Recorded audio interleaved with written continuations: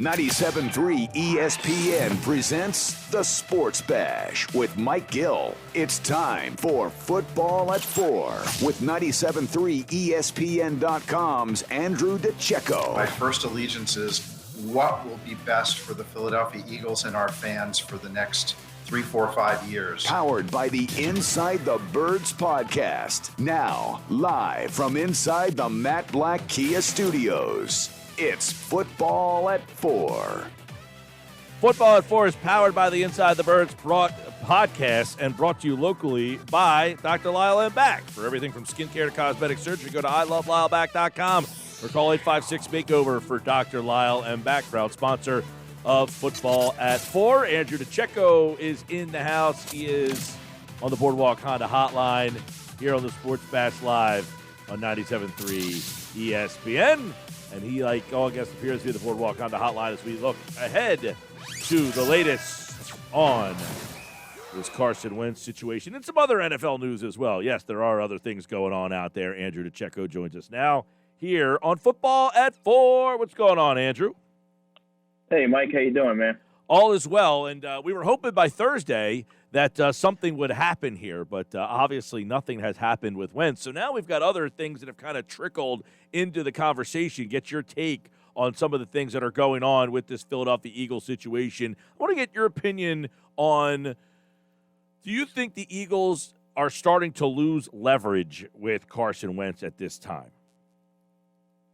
Yeah, I think that's pretty evident here. I mean, I think that, and Adam Kaplan said it best on the podcast, if you know, this deal was done over the weekend, if Howie's getting what he wanted. I mean, I think that he didn't see what teams were offering as fair market value. And I think he kind of aimed a little bit high because, yes, the reward of getting a player of Carson Wentz's caliber is certainly evident. But, I mean, there's also a risk there, right? I mean, I don't know how you can expect a team to part with multiple first-round picks when you have a quarterback who's had injuries in the past, who's coming off a horrendous season where he's regressed. It was a dramatic regression.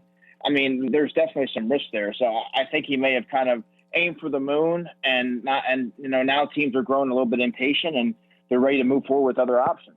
Yeah, and other options out there, there's a lot of them. So that kind of complicates things for the Eagles. But, you know, some people have the thought of, hey, Roseman's played this game. He's playing this game. He's the ultimate, at manipulating these kind of things. He's made some trades before. So I know that Roseman is not the most well-liked guy out there, Andrew. But in a trade scenario, is this an area where he excels and that we should say, hey, let's give Howie a chance here?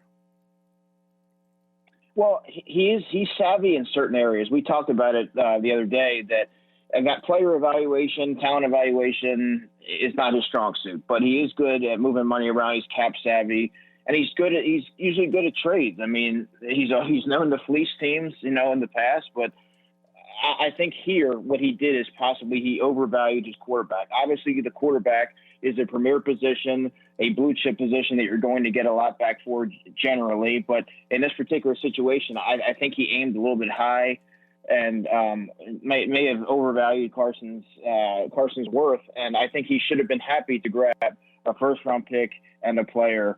Now, as the days go on and he's still on the roster, there could be a little bit of desperation on the Eagles' end because you start to see all these different names that are brought up now, and teams are going to move on to their secondary options here. And I think teams are just, they're ready to move on. They're getting impatient.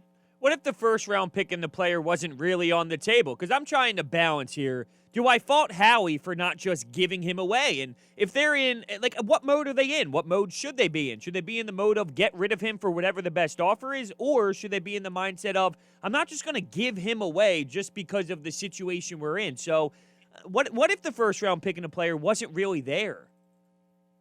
Well, I have to believe that at least the first-round pick would be there. When you look at what past quarterbacks have yielded in trades and a player of Carson Wentz's caliber, and obviously, yes, he's coming off a bad season. We all know that. That's been well documented. But you saw what he's capable of playing when he's at his peak.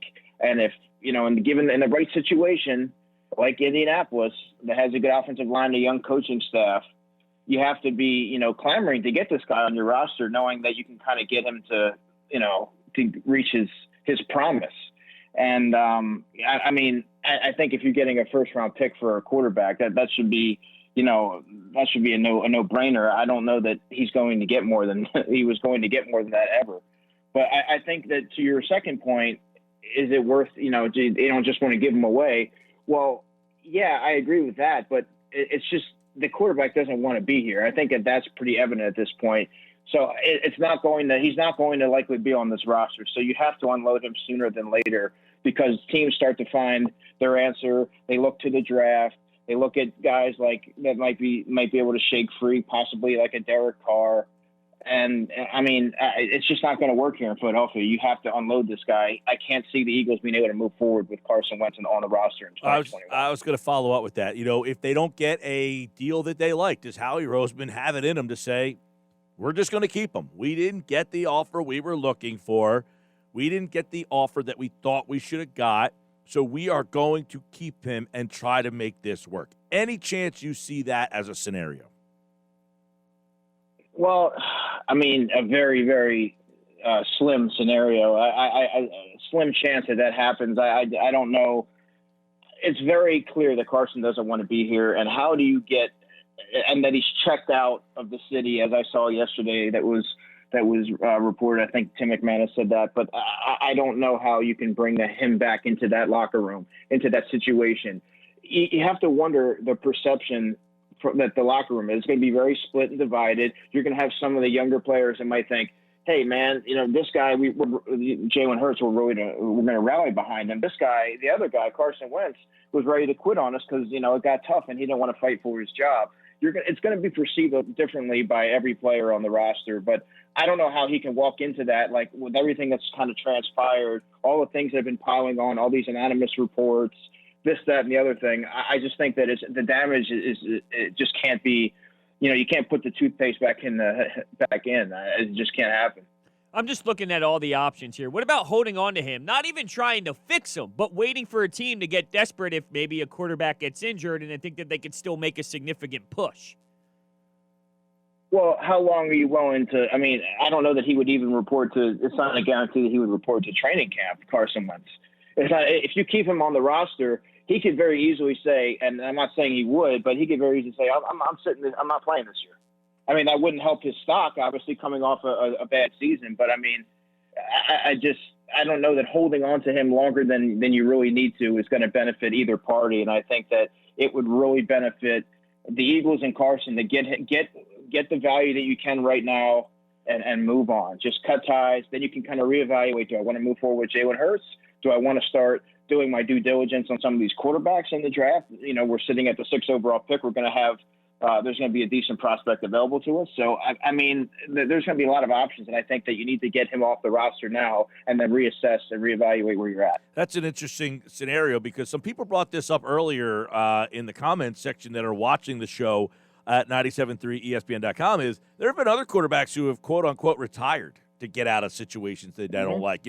Carson Palmer retired from the Bengals so that they could trade him to the Raiders. There's been guys who have just said, I'm not playing here. I wonder if the Eagles would let it get to that point where, hey, look, we're not just going to give you away. You're going to have to make this decision yourself. If you want to retire, walk away from some of this money, that's on you. Yeah, and if that happens, Mike, it's going to get really ugly because I don't – it's just not – that dynamic right now, it's broken. It's fractured. It's not going to work. When your franchise quarterback isn't on speaking terms with your general manager, that's a problem. That isn't going to – it's not going to be resolved on either end. It doesn't seem like he's not answering Howie's calls. That's been reported. That's well known. That can't. That's not a healthy environment. That's just he can't. I don't foresee him taking another snap for the Eagles. I can't say that any simpler. Yeah. All right. So, couple things then. What is the message that the Eagles' young receivers, according to John Clark of NBC Philadelphia, are going to go work out with Jalen Hurts? That message seems pretty obvious that they have moved on from Carson Wentz, that the team itself, the offensive skill players have moved on. Yeah, well, that's very telling. And they also know that Jalen Hurts is going to be on the roster in 2021 in all likelihood. So you have a guy on your team right now that you know is going to be there through training camp. Let's go get the work in with him. We'll let Carson deal with whatever he's dealing with. It doesn't sound like he's going to be a part of the Eagles franchise moving forward. We're going to go forward with this guy. And, I mean, right now that's their best option. I mean, at pick number 6, I don't know that taking a quarterback there is the best use of their asset. I think that they should kind of build the team the right way around Jalen Hurts and not make the same mistake that they did surrounding Carson Wentz with lackluster skill players. Right. So, I mean, look, the leverage situation here, that's hard to kind of read, but it feels that there's so many quarterbacks available this offseason that Wentz coming off the year he had doesn't make him stand out in the crowd. And I would imagine that the Eagles, if they're asking for too much, teams are just going to say, all right, we'll call the next guy. You want us to give you 2 first-round picks. The question that I have then becomes, are they better equipped to trade him, say, draft day?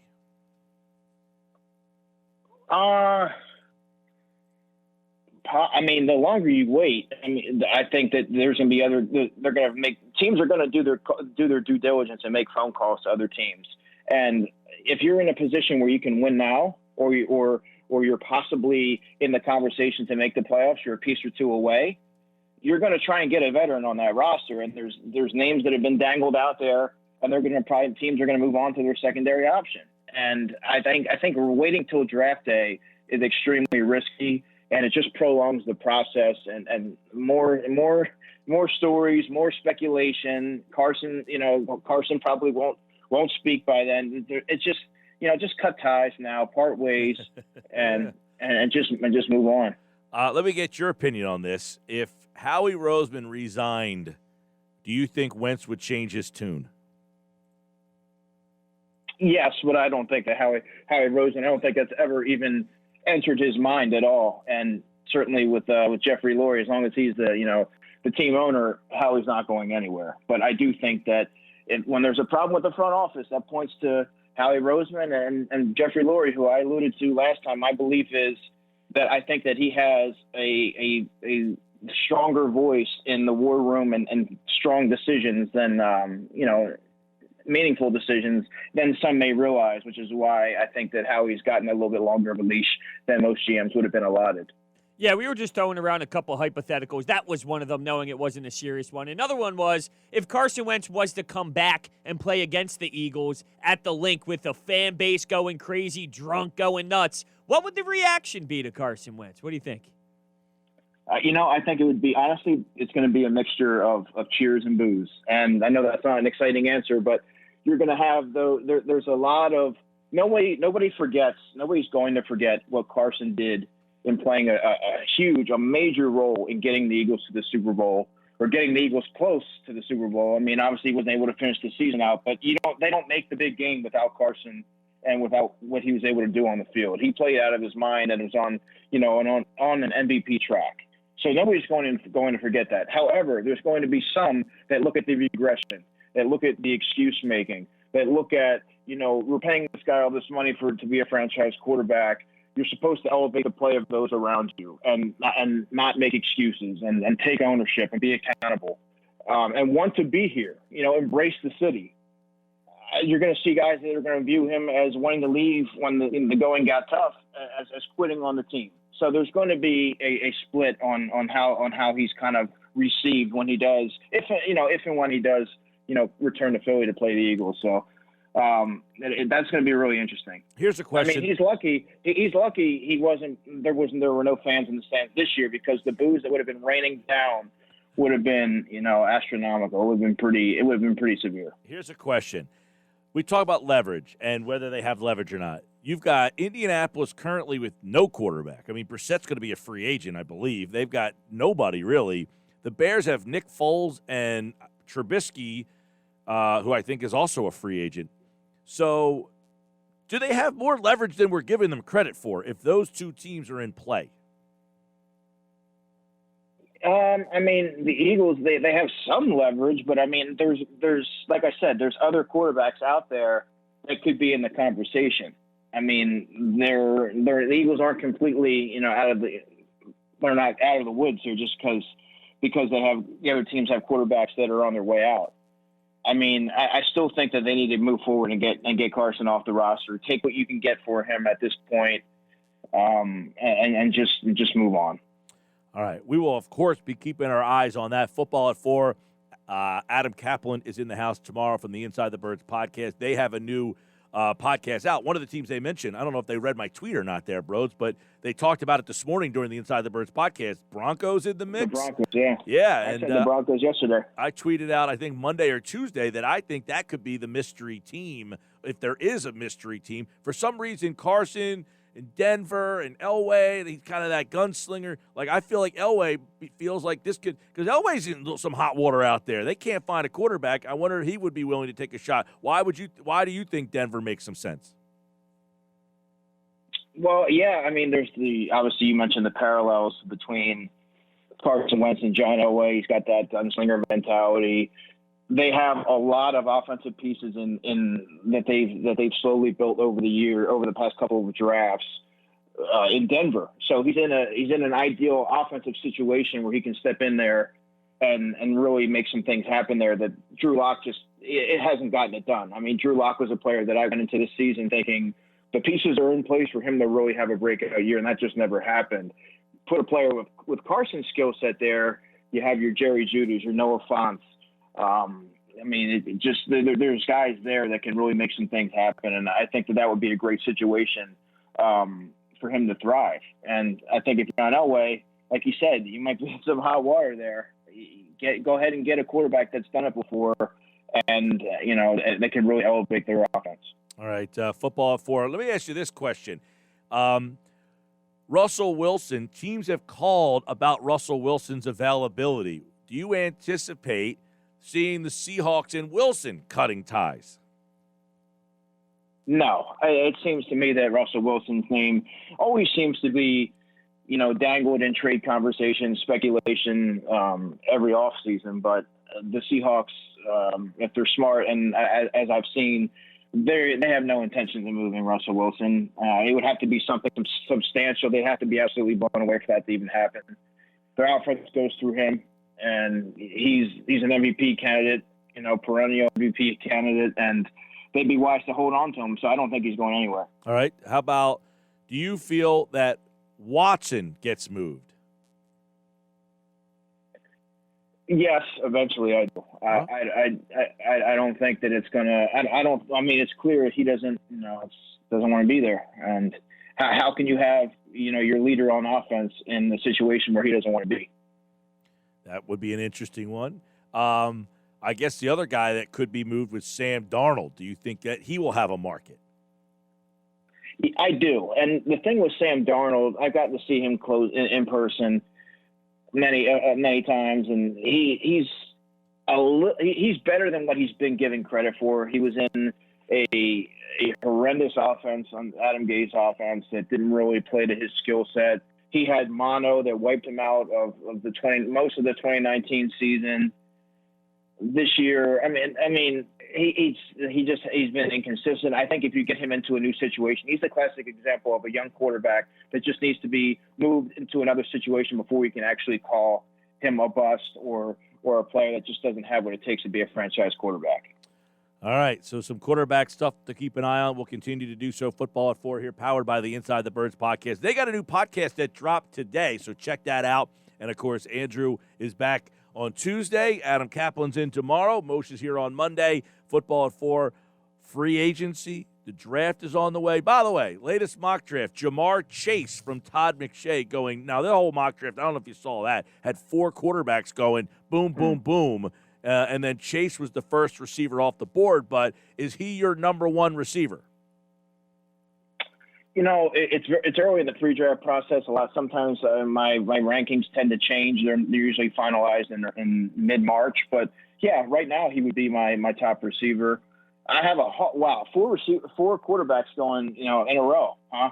I don't know that will happen. I have a hard time thinking that the Bengals there at 3 will be able to resist passing up on an offensive weapon to go with to pair with. He had a trade go in there. That was why.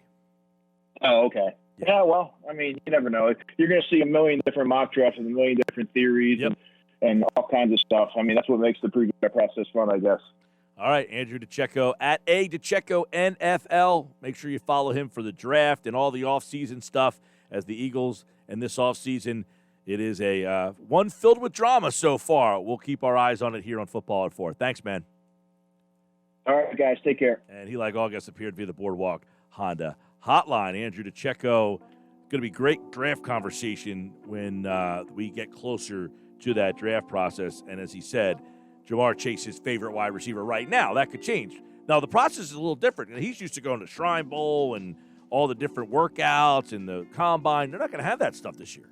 Yeah, a lot more tape diving, right? I mean, look, they obviously watch a lot of tape anyway, but I would imagine that's where they're really going to have to do some more searching because, like you said, you don't have those opportunities to go out there and see what these guys are all about. Football Forward brought to you by Dr. Lyle and Back. Everything from skincare to cosmetic surgery. Go to iloveLyleBack.com. Call 856-MAKEOVER. Dr. Lyle and Back, proud sponsor of Football at 4.